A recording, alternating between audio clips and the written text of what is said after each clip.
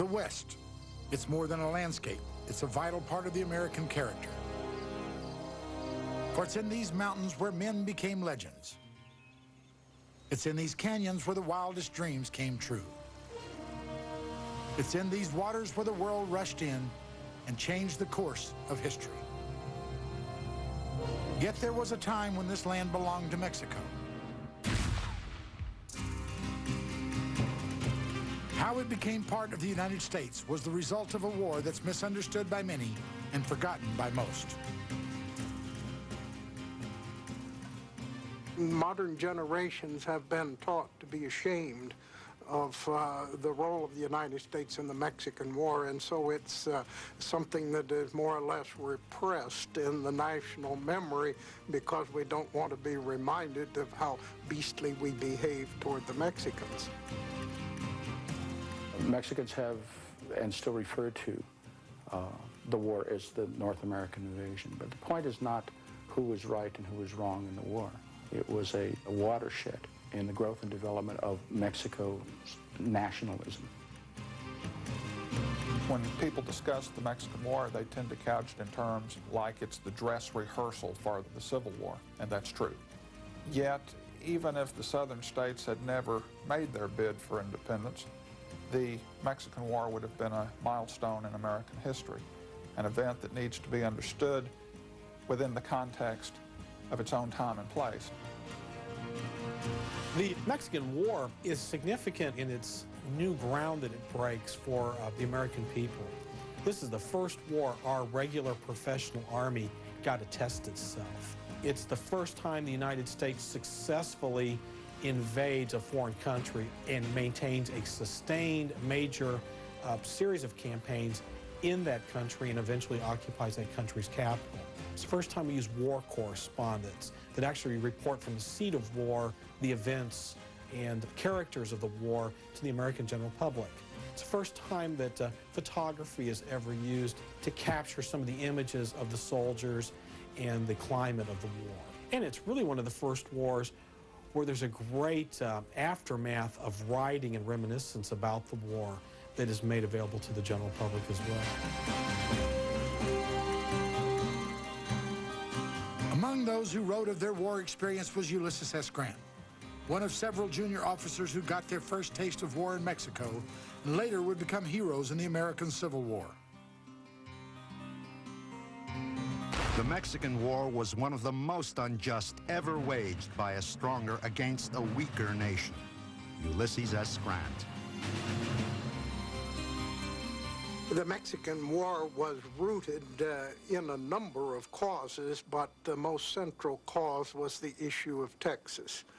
Texas had won her independence from Mexico in 1836 and had been an independent republic for a decade. The issue of the annexation of Texas to the United States was the biggest cause of the Mexican War. Mexican officials still regarded Texas as a province inside the Mexican Republic, a province occupied by Americans, a province in rebellion, to be sure, but a province that someday, when conditions permitted, would be reconquered. In a more narrow sense, the argument over where the boundary of Texas was the immediate trigger that set off the war. The United States recognized the Rio Grande as the boundary of Texas. Mexico declared, even though it did not recognize the independence of Texas, that the Nueces had always been that boundary. Was the boundary of Texas the Rio Grande, or was it the Nueces River to the north? And in this no man's land, Texas and Mexico struggled for possession. The Texas issue and the boundary dispute coincided with America's desire to expand and fulfill its manifest destiny. The slogan Manifest Destiny was coined by a New York newspaper man in the middle 1840s, contemporaneously with the movements toward the Mexican War. Our manifest destiny is to overspread the continent allotted by Providence for the free development of our multiplying millions. John L. O'Sullivan, Democratic Review, July 1845. What better rationale for national expansion than that God commanded it? But it was only a slogan, and it was a slogan only for the expansionists. James K. Polk ran for the presidency in 1844 with Manifest Destiny as the bedrock of his campaign platform. He was determined to acquire Oregon, Texas, and California. The jewel was San Francisco Bay, recognized as one of the best harbors in the world. The British wanted it, the French wanted it, the Americans wanted it. The Mexicans couldn't hold it. The people of the United States will not willingly permit California to pass into the possession of Great Britain or any foreign monarchy. James K. Polk. While the United States was looking to expand, Mexico was barely holding itself together. Mexico was experimenting with nationhood, and they had experienced political chaos. 14 presidents had assumed office between 1824 and 1844. So I think you have two countries that were very different in their character, and it explains in part the confidence of the United States just before the war. Entire books have been written about the causes of the Mexican War, but the short answer is more a question of physics. The old question of what occurs when an immovable object meets irresistible force. In this case, the irresistible force was the demographic tidal wave of westward moving Americans. The immovable object were fiercely nationalistic Mexicans, resentful of insults against their motherland. And when these two forces converge, the inevitable consequence is war.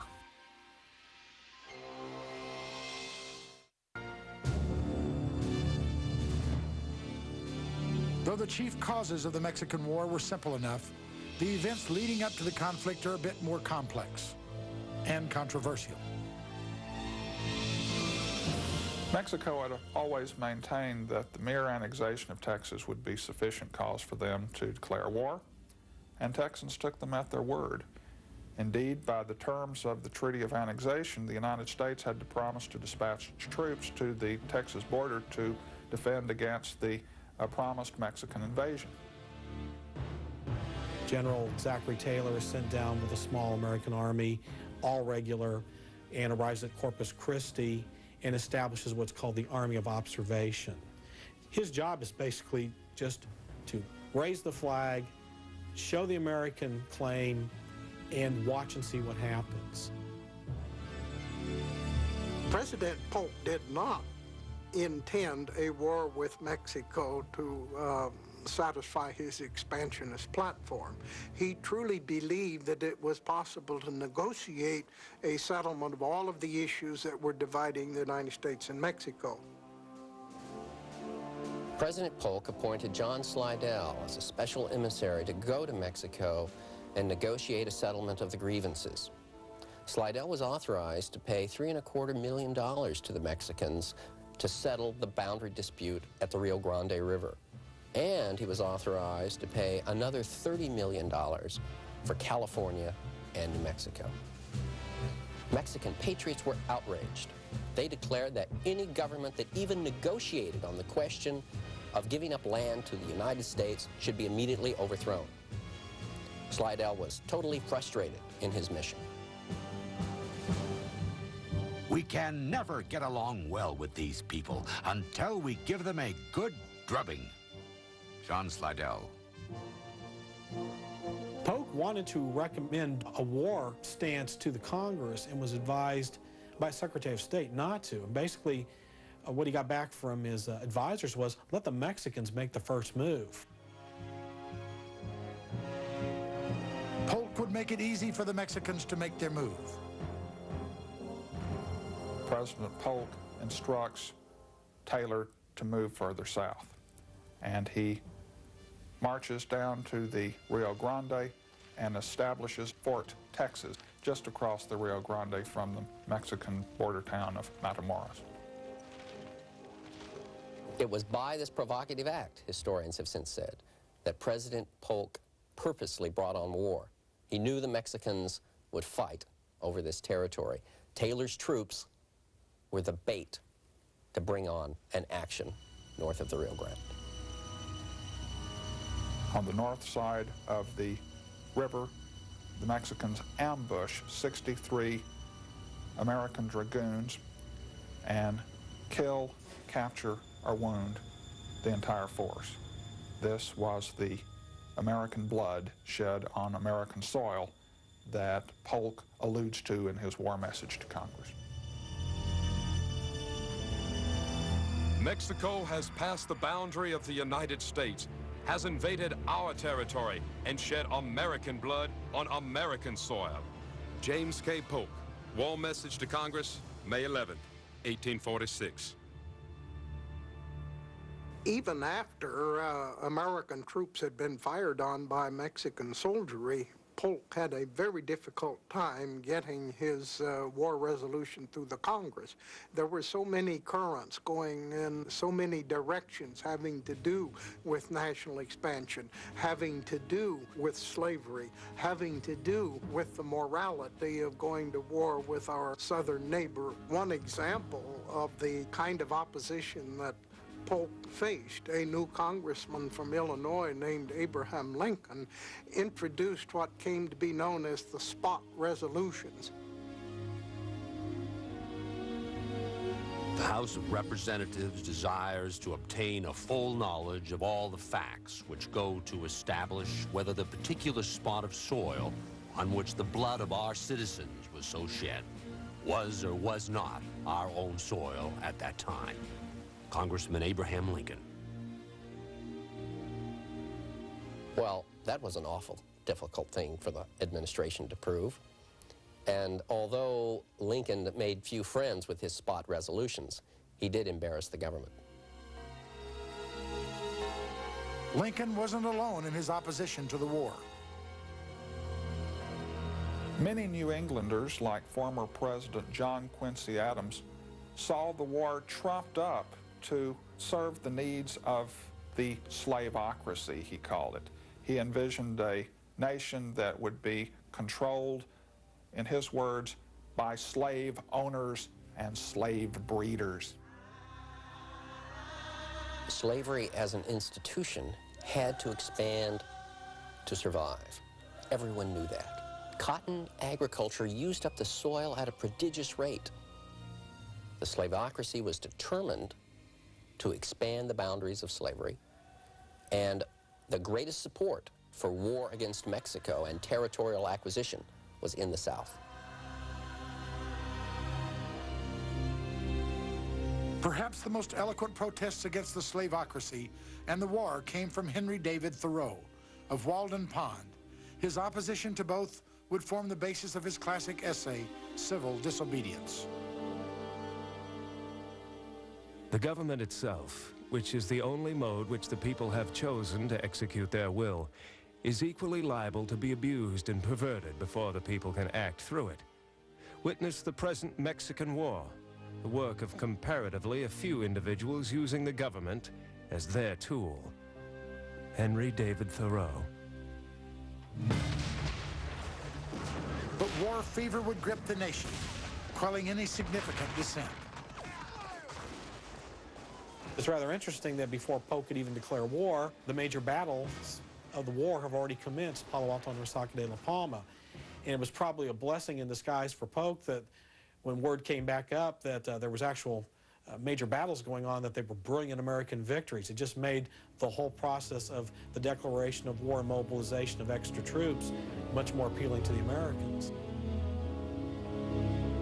Congress declared war on May 13, 1846. There was overwhelming support for the conflict. The vote was 40-2 in the Senate, 174-14 in the House in favor of war.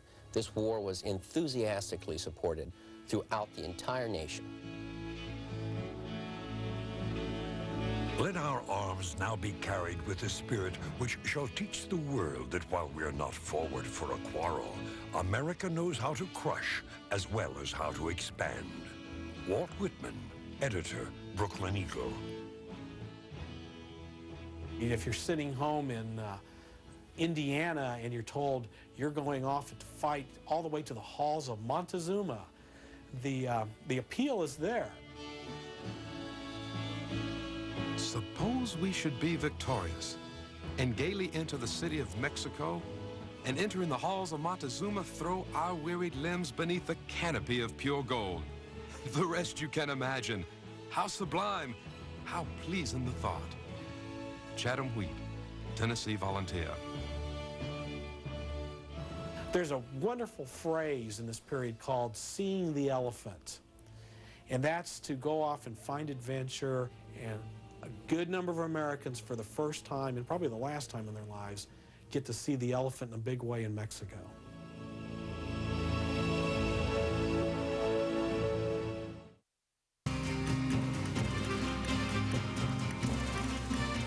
We have this view of the Mexican War as one in which a strong United States went down and beat up on a pitifully weak Mexico.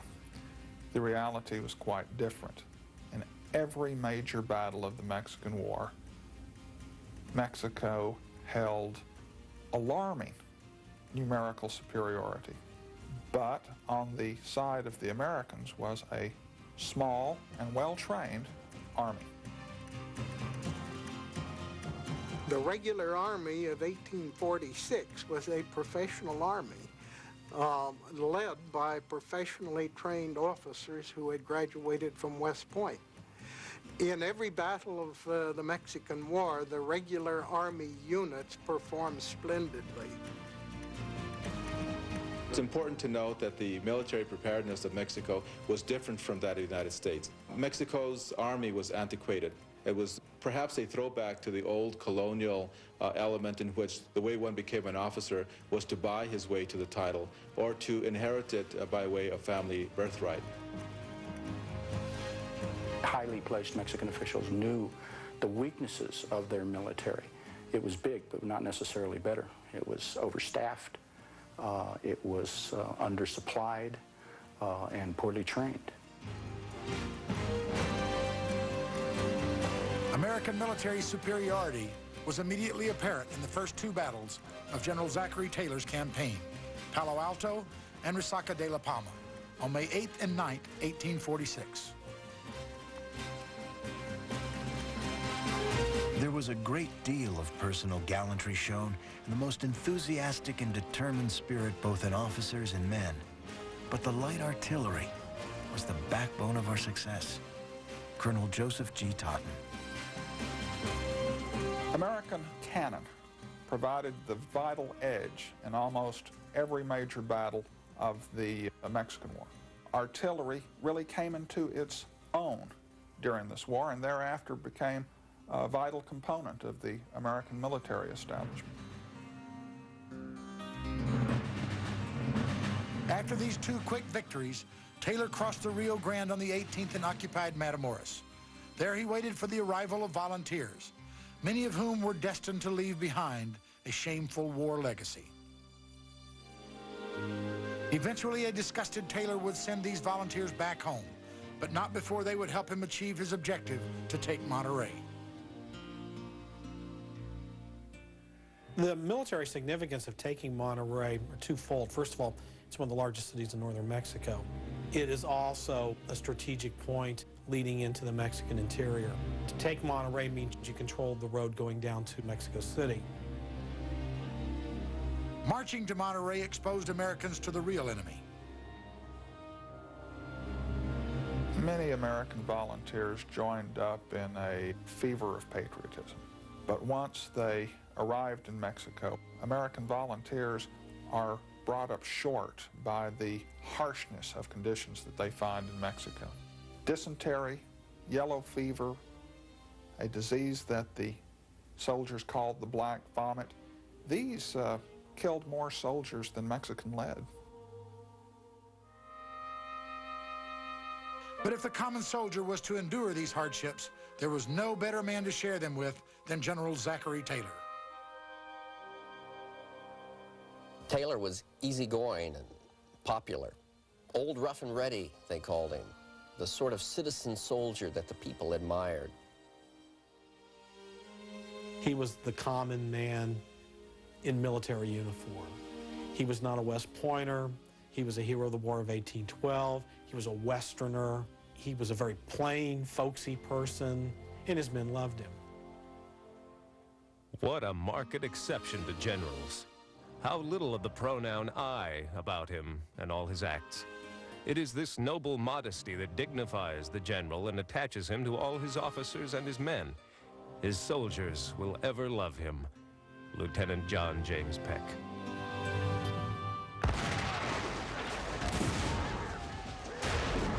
Monterey, from September 20th through the 24th, Taylor and his men would see some of the most intense combat of the war there.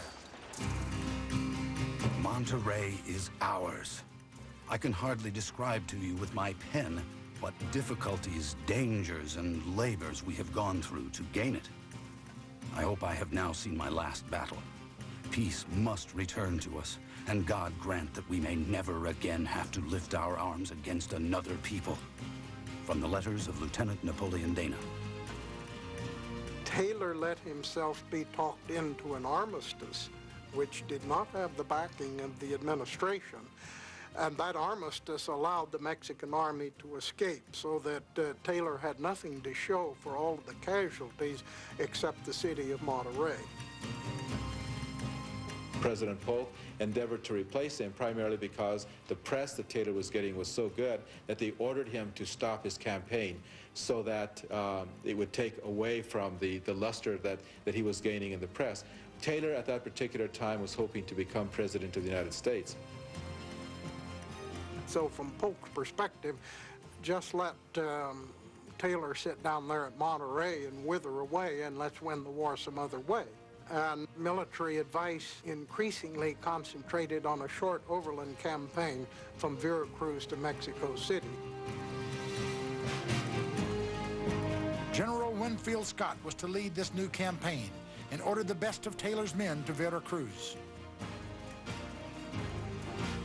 After the bulk of his force is siphoned off to supply Scott's amphibious invasion of Veracruz, Taylor is left near the small Mexican village of Buena Vista with 4,800 troops, and most of these are not trained professionals, but volunteers from the various states. Mexican General Santa Anna learned of the change in American strategy and ordered his army to crush the weakened Taylor. This set the stage for Taylor's greatest victory, the Battle of Buena Vista, on February 22nd and 23rd, 1847. This started out to be a major Mexican victory because Santa Anna had assembled a large force, several times that of the American force, took the offensive, barreled through the American lines, and was on the verge of simply routing the American army.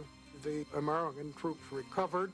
Again, the artillery proved decisive in shattering the Mexican assaults, and Buena Vista turned out to be a major American victory that virtually demolished the army Santa Anna had assembled on the northern frontier.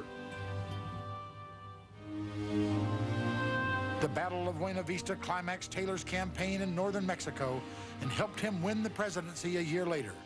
But it would take Winfield Scott's campaign, however, to win the war.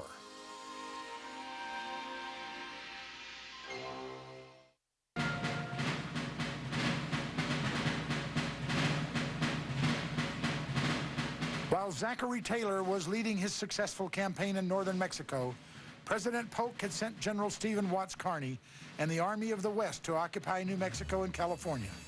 By early 1847, these coveted territories were under American control. So Polk had satisfied his two major objectives, that is, New Mexico and California. But the war had to be ended either by military means or by negotiation. No Mexican government, and they came and went with kaleidoscopic frequency, could politically sit down at the table and negotiate with the Americans. So the war went on. The Napoleonic mindset of the time called for the occupation of the enemy's capital, thus setting up Scott's great campaign. They called Winfield Scott Old Fuss and Feathers. Scott was a large man in both ego and size, but he was a very professional man. He was everything in style that Taylor wasn't. Scott was an aristocrat of sorts, extremely well educated, a brilliant mind, probably one of America's greatest military geniuses of the period. He certainly proved it during the war. Many American military historians consider Scott's campaign against Mexico City to be the best by any American general. Never has a general accomplished more with fewer men, under harder conditions, and with less support from his government. Scott's campaign began at Veracruz in March of 1847. With the aid of the United States Navy, Scott was able to land an army of about 10,000 at Veracruz, in an amphibious operation that prefigured some of the more professional operations of a century later. It was a significant military feat. This is the first time that a foreign army has landed successfully on Mexican soil at Veracruz. Scott's seizure of Veracruz is brilliant. He resolves not to take it by storm. He instead takes a very radical option of bombing a city with a very high civilian population into submission. The enemy's first victims were women and children, followed by whole families from the effects of their explosions or under the ruins of their dwellings. From a Mexican narrative of events at the heroic city of Veracruz. There's a great outcry over this, both by Mexicans and Americans. But Scott is successful. He secures the base, and he's ready to go. But the going would be tough. Scott's lines of communications back to Veracruz were threatened by parties of Mexican guerrillas. These were hard-riding, hard-hating partisans who would attack stragglers. American soldiers would often find the mutilated remains of their comrades with their hearts cut out and their tongues hanging on trees over the mutilated bodies. Almost as unforgiving as the Mexican guerrillas was the Mexican interior itself. Not only do you have mountains, but you also have dense jungles, either one of which would be perfect for any defending general. Such was the case on April 17th and 18th at Cerro Gordo, the first major battle of Scott's campaign. While defending a mountain pass, Mexican General Santa Anna was defeated by storming American forces. This unlikely victory was made possible by expert reconnoitering by a member of Scott's staff. The lieutenant that does this great reconnoitering is Robert E. Lee, who at one point almost gets caught by a Mexican patrol, has to hide behind a log for several hours while the Mexicans are on one side of the log and every creature and critter in the jungle crawling up and down his pants leg. After the victory at Cerro Gordo, Scott had to make a difficult decision. Either press on to Mexico City before the arrival of promised reinforcements, or wait and risk being a sitting target for disease and the Mexican army. Scott gambles. He goes for broke. He decides the capital is the most important aspect, and he moves on down the national highway. It's one of the greatest gambles an American army has ever faced up to that point. But the gamble paid off as Scott led his small but efficient army to smashing victories at Contreras and Churubusco on August 20th. As the campaign against Mexico City progressed, Scott became more and more paranoid about what he perceived as the administration's failure to support him and its desire to prevent him from garnering all the glory of it. Scott's paranoia was justified, for like Zachary Taylor, he was a member of the Whig Party. This presented a big problem for President Polk, a Democrat. He had already declared that he would not seek a second term as president, but he wanted to hold the White House for his party. 2 of the last 3 presidents before him had been military heroes. He well knew that the general who emerged as the great hero out of this war was likely to march right into the White House in the next election. And he certainly didn't want that to be Winfield Scott. Winfield Scott had his own political aspirations. He too wanted to be president and ultimately did in fact run for president, only to be defeated. Lacking support from his commander-in-chief, Scott still emerged victorious at the Battle of Molino del Rey on September 8th. Now only the fortified heights of Chapultepec Castle, the National Military School, stood between Scott and Mexico City. This is a great moment of pride and honor for the Mexican soldier to have to defend his national capital. It's the first time the capital has been threatened since Herman Cortez. So for the Mexicans, it's a great trauma point.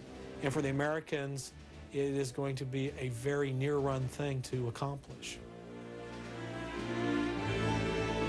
The Battle of Chapultepec on September 12th and 13th would be the last and perhaps most important battle of the war. At a signal, the stormers with planks and ladders moved beautifully and steadily up to the base of the hill under a shower of balls. The difficulties were great, and the contest was foot by foot. But the stormers succeeded in scaling the walls in spite of iron and lead and rocks and clubs. Soon the stars and stripes were floating over their famed castle, announcing that the work was done. Lieutenant John James Peck. If the Mexican War is considered a preview of the Civil War, then Chapultepec foreshadowed the Battle of Gettysburg. Just at Chapultepec alone, the irony of characters involved. We have Armstead, we have Longstreet, we've got Winfield Scott Hancock watching the assault from his sickbed. We have George Pickett, probably being the guy that carried the American colors over the works. After the great American victory at Chapultepec, Santa Anna is reputed to have shaken his head and said that I believe that if we were to plant our batteries in hell, the Yankees would take them from us. And one of his staff officers looked at him and shook his head and said, God is a Yankee. On September 14th, General Winfield Scott entered Mexico City with his army of 6,000 men. The war was over, but peace was still far off.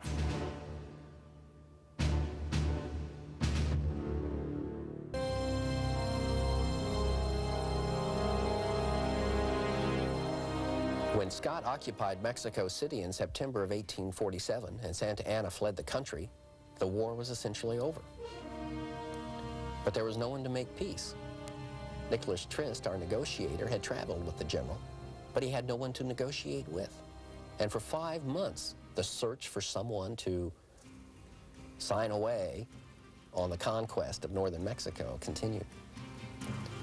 During this period, in the United States, a new debate arose. How much of Mexico to take? There was an all-Mexico movement afoot in the Congress. There were those who simply wanted to annex all of Mexico into the United States, a move that would have proven disastrous for both countries. First of all, we would have to go subjugate the rest of the country, which means the United States probably be fighting for 10 years down there. the local population would have undoubtedly rose in a more organized, more brutal guerrilla warfare than it did initially. Also, it's not meeting the objectives of Polk's administration. The boundary question settled. We've got California. We've got the Northern Territories. This is all we want. The real reason that the All of Mexico movement failed was American racism. How would we govern an alien, non-English speaking people with different social and religious institutions? The All Mexico movement failed, but it did succeed in forcing Mexican officials to the peace table. The Treaty of Guadalupe Hidalgo was signed on February 2nd, 1848. By the Treaty of Guadalupe Hidalgo, the Rio Grande was recognized as the boundary of Texas. New Mexico and California were acquired by the United States, and the United States would pay to Mexico $15 million for this new country. Now, in the United States, an enormous debate erupted over this treaty. It was, those who opposed it said, far too generous. Why in the world should we pay anything for territory we had conquered fair and square? The Mexican War resulted in a great deal of guilt. In fact, historians refer to it as national war guilt, in which the United States paid $15 million to Mexico after the war. Whether it was because of guilt or adherence to President Polk's initial aims, the Treaty of Guadalupe Hidalgo was ratified by the Senate on March 10th. And with that, one of the most controversial conflicts in American history was finally over. The Mexican War cannot be looked on in any other terms than an unjust war of conquest. It probably was an immoral war. At the same time, we cannot diminish the significance of that war in terms of what the United States is today. It brought into our national domain all of what are today the states of New Mexico, Arizona, Utah, Nevada, and California. The Mexican War, as represented in the Treaty of Guadalupe Hidalgo, made the United States a continental nation. But the war had other, perhaps more ironic consequences. It was the result of the Mexican War and that devastation that brought, finally, national unity and a true sense of nationalism to Mexico. It forced them into reforming the government. It caused them to consider modernization. It brought them into the 20th century. The United States would pay a terrible price for waging this aggressive war against a weaker neighbor. The territory was conquered. But now the Americans began to argue over what to do with it and whether it was to be slave or free. Eventually, a great compromise in 1850 would settle some of these questions, but not the major question. It festered and it grew, and the conquest of territory in the Mexican War was the essential ingredient that helped bring on the American Civil War.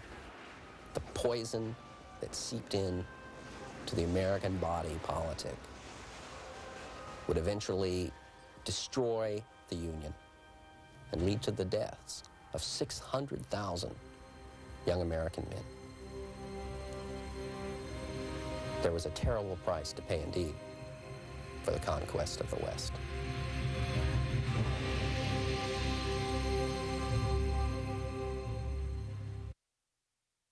Every moment, every milestone of every personality. For 20 years, biography has left conjecture and innuendo to the other shows.